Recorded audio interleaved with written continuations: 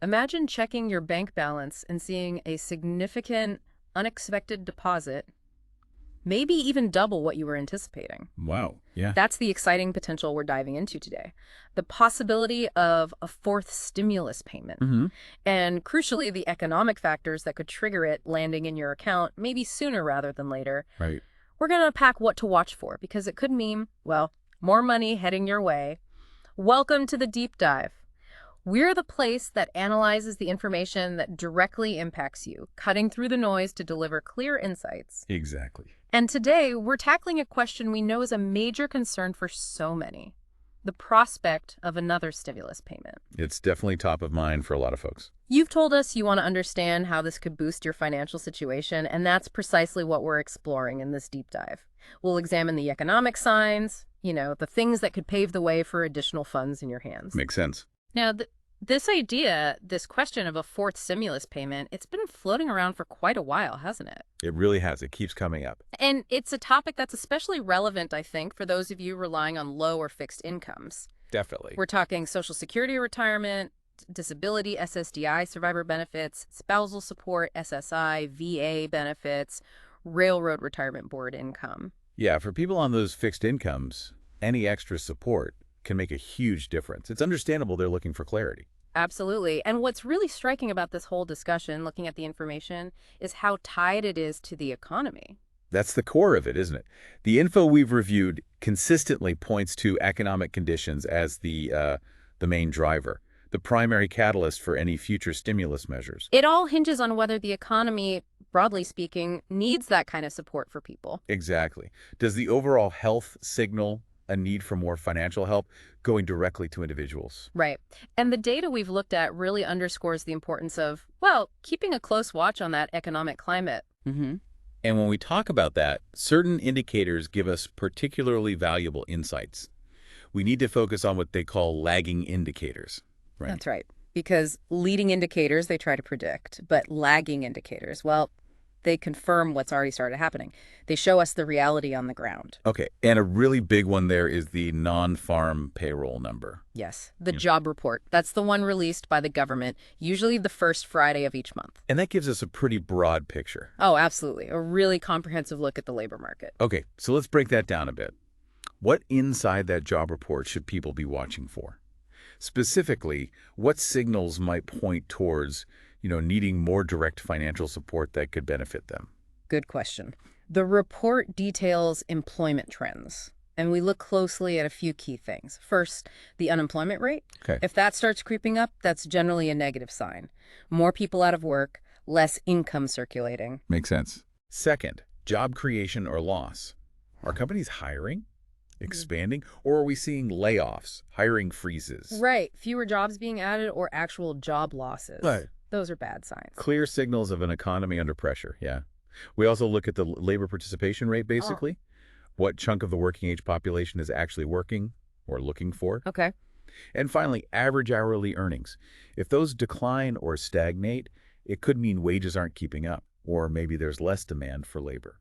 So if we start seeing those trends align, unemployment ticking up, job growth slowing way down or reversing, maybe earnings falling, those are the red flags. Those are the big ones. Yeah. Rising unemployment plus weaker hiring strongly suggests the economy is slowing down significantly, or maybe even stalled. And that's when the government tends to step in. Historically, yes. It's exactly those kinds of negative economic shifts that have prompted government intervention in the past. And stimulus payments have been a major tool they've used to get money directly to people. Right, to try and cushion the blow and stimulate activity. And speaking of the past, the information we looked at highlights a really interesting pattern when you look back at previous stimulus checks and the downturns that caused them. There is a historical context here, definitely. Looking back at tough economic times, we see this pattern of direct payments. Like after the dot-com bubble, around 2000, 2001? Right. Back then, it was $300 checks. Right. Then, the big one, the subprime mortgage crisis in 2008, 2009, those payments went up to $600. $600 then? And then, most recently, the start of the pandemic shock in 2020, that first round was $1,200. Okay, now this is where it gets really interesting, I think, for our listeners, especially thinking about potential future money. Did you catch that progression? It's noticeable. $300, then $600, then $1,200. It's a doubling pattern Yeah. in those initial amounts during major downturns. Exactly. Now, the material we reviewed, it does acknowledge the later payments in 2020 and 2021, the $600 and the $1,400, but that initial It doubling, raises a compelling question, doesn't it? it really does. Could that historical trend suggest that if, and it's a big if, we face another crisis of similar magnitude, could we potentially see a $2,400 payment? The analysis we looked at specifically flags that as a thought-provoking possibility based on that history. Wow. But, and this is crucial, it's based on observing that past pattern. It would absolutely depend on the specifics of any future downturn, how severe it is, and what lawmakers feel is needed. Of course, lots of factors, but still, that doubling trend is intriguing. It is. So these payments, they aren't just the government deciding to send out money randomly, are they? There's a mechanism behind it. That's correct. The information explains they're essentially an advance payment on a refundable tax credit. So instead of waiting for tax time. Exactly. Instead of waiting potentially months to file your return and get that credit, the government sends the money out directly, much sooner. The whole point is speed. Get the money into the economy quickly. That's the primary goal, yes. Get it circulating fast. And the underlying idea, the reason for that speed, is to encourage people to actually spend it, right? Precisely. It's about boosting economic activity when times are tough, increasing consumption, getting people to buy goods and services. Which hopefully supports businesses and helps the economy recover. That's the theory. The information we reviewed kind of contrasts this with just saving the money. The intended impact is really through active spending to stimulate things. Got it. Now, the materials we looked at also brought up another really interesting idea. What, if any, future stimulus was more targeted? Ah, yes, the targeted approach. That's a significant point. What would that actually mean? Who gets the money, and could it mean maybe a bigger benefit for certain groups? It's a crucial concept. A targeted approach means focusing payments on a narrower group, specifically low-income individuals and those on fixed incomes. So the people we mentioned earlier, Social Security, SSI, VA, etc. Primarily, yes. The reasoning is that this group is statistically much more likely to spend any extra money they receive and spend it quickly. Ah, so it gets into the economy faster and more directly. Exactly. You get more bang for the buck, as the saying goes. Yeah. A more immediate injection of funds where it's likely to be used right away. Okay, so instead of maybe a smaller amount spread thinly across almost everyone.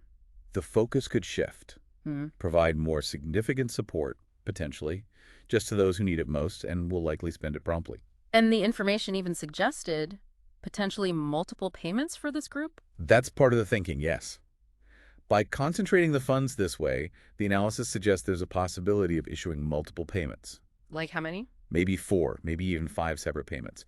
And the amounts could be substantial, potentially $1,400 or even $2,000 each time. Wow, okay. For someone in that group, getting 4 or 5 payments of, say, $1,400 or $2,000, that would be a much bigger deal than one single smaller check spread wide. A significantly more substantial financial benefit, absolutely, compared to a one-off smaller payment to a broader population. That's a potential huge difference in direct financial relief.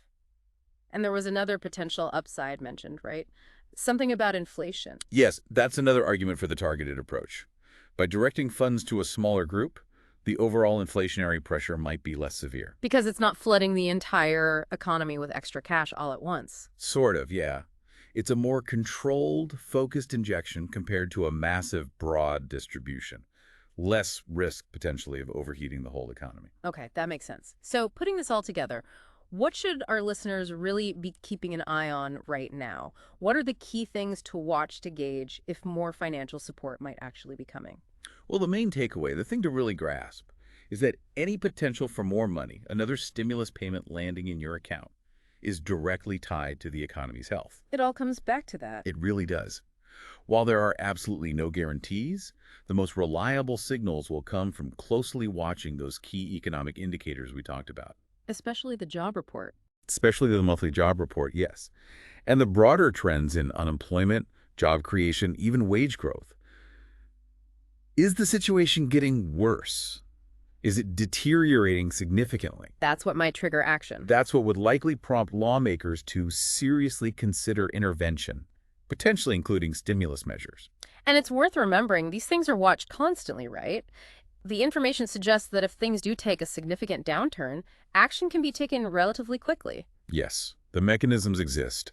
Lawmakers can act swiftly when the economic need becomes apparent and undeniable. Okay, so the crucial point for everyone listening today is this. The possibility of seeing that unexpected, maybe even significant deposit hit your bank account really hinges on how the overall economy performs. Keep a close eye on those job reports. Watch the wider economic trends. They're the most important clues right now for any indication of future stimulus payments potentially coming your way. And just to leave our listeners with something to think about, here's a provocative thought.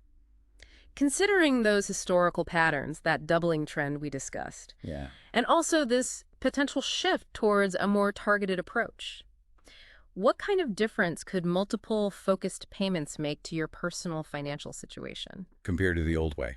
compared to a single payment spread more widely? Think about the impact on your well-being and maybe even the broader economy. How could those different strategies lead to really different outcomes for you personally and for everyone else? That's a really interesting question to ponder. Different approaches, potentially very different results.